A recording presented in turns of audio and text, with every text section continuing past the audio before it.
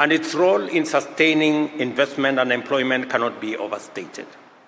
In just this facility alone, we've been informed that about 500 Kenyans will be hired to serve in this facility.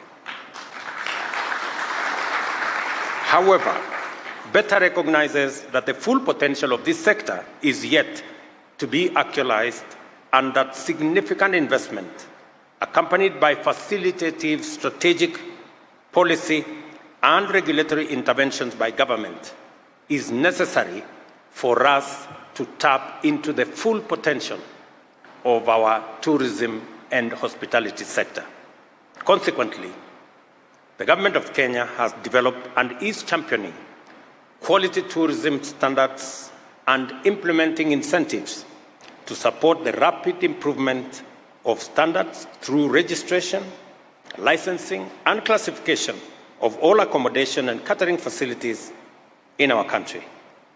The contribution of accommodation and catering enterprises to our tourism is immense, and our interventions are part of a broader strategy to uplift its overall performance and capacity to drive our development agenda under the bottom-up economic transformation plan.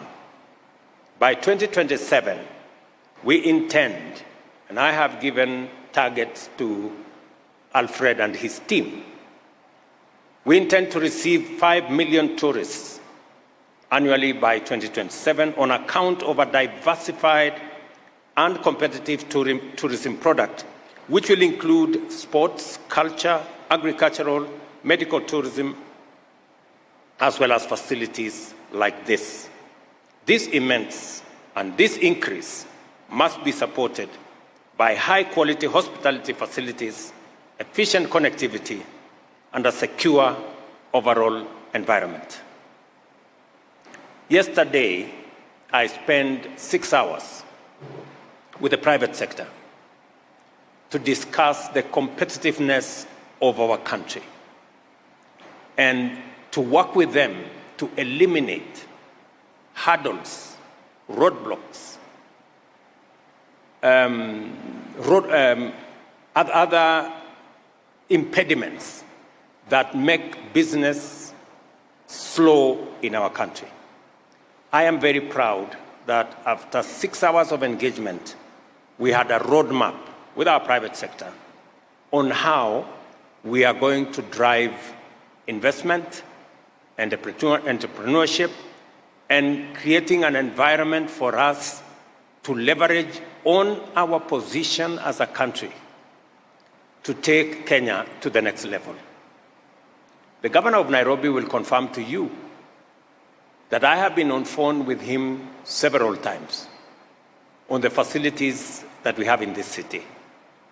He will confirm with you that, in fact, a week ago, we had a meeting between the national government and the county government of Nairobi, because Nairobi is important as our capital city and as our center of activity.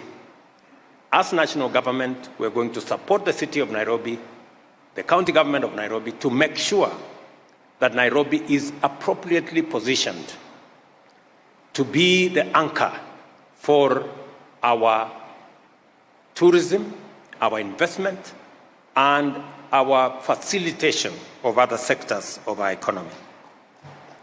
We have already begun to move resolutely in this direction. In 2022, earnings from inbound tourism rose from 353 billion, with bed occupancy rates rising by 27% to 6.4 million from 5 million. There is significant positive growth in both the number of tourist arrivals and domestic tourism activities, which demonstrate Kenya's popularity as a tourism destination. Last year, as Sakaja mentioned here, Lonely Planet billed Kenya as the best tourism destination to visit in 2024. And in that assessment, we beat Paris, we beat all the others, and we occupied position 1. We want, as our visitors come, they must find us hospitable, with adequate facilities, adequate connectivity, and a clean city. Sakaja, you are listening. And to aid in the numbers that we are looking up to, I did commit to the country that to facilitate visitors from around the globe, we are going to take the strategic decision to eliminate visa requirements for people visiting Kenya. I am very proud to say that, as I announced on the 12th of December, there is no longer any visa requirement by any country, by any visitor to visit Kenya, except to be vetted, to make sure that we keep the bad guys away. Otherwise, all other visitors.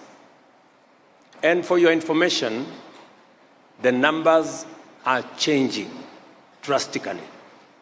The numbers are changing drastically. While it took between a week and 2 weeks and sometimes 3 weeks to get a visa to come to Kenya, with our ETA facility, it now takes between 5 minutes and 7 minutes to complete all your filings. And we have now reduced the number of days. On average, some are approved instantly, others are approved within hours, many are approved within 3 days. So we are moving our country to be the country that is easy to travel to. Similarly, MICE has registered rapid expansion as more and more delegates flock to the country for events like the Kenya Business Forum, the Africa Climate Summit, the East Africa Tourism Expo, the Magical Kenya Travel Expo, the United Nations Habitat Assembly on Urban Development Agenda, and the United Nations Environment Assembly, among many other events and regional and global attractions. Kenya is going places. As the humanities' first home, we will be doing much more to interest people of all nations of the world to visit our country.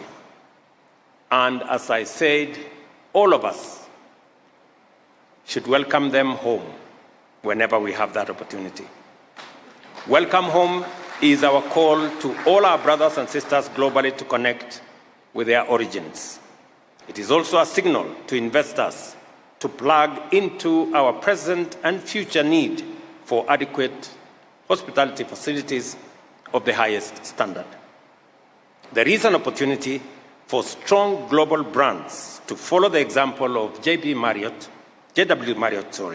and invest here now because the future is looking promising, yet we are only getting started. Let me also confirm to us that we are concluding on building a huge facility, conferencing facility at the Bomas of Kenya, complete with a 1,200-bed hotel.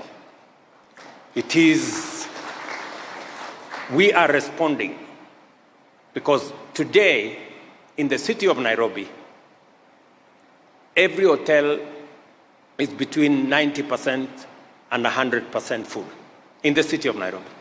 It's never been this way. And so is the case in Mombasa and many other towns. For those of you who are investors, you can take it from me, there is an opportunity for the men and women, investors who want to invest in the hospitality industry, because our tourism numbers are growing, our visitor numbers are growing, and there is need for hospitality facilities, complete with hotels like this for us to match the demand.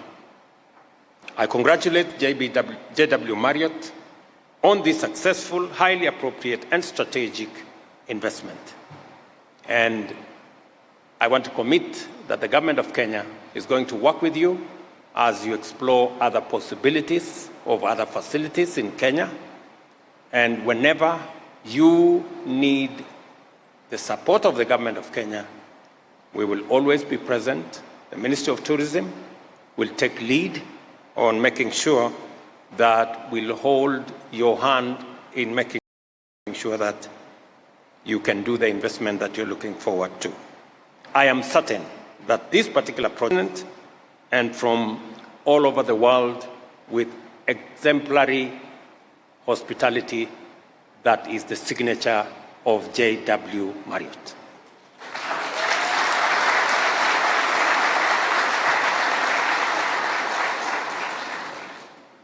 And to ask all of us, and I like what all the leaders have talked here, that we are a viciously democratic country. We defend, we protect our democratic space as the people of Kenya. And because of our democracy, we can proudly stand out and say your investment is safe in Kenya. Because safe always. Because we believe in democracy and we believe that there is opportunity for everybody, and we are working around the clock to make sure that we provide the environment necessary for us to attract investment, to grow our opportunities for investment, and to stabilize those who are already investing in Kenya. With these many remarks, JW Marriott Nairobi is officially opened. A wonderful round of applause.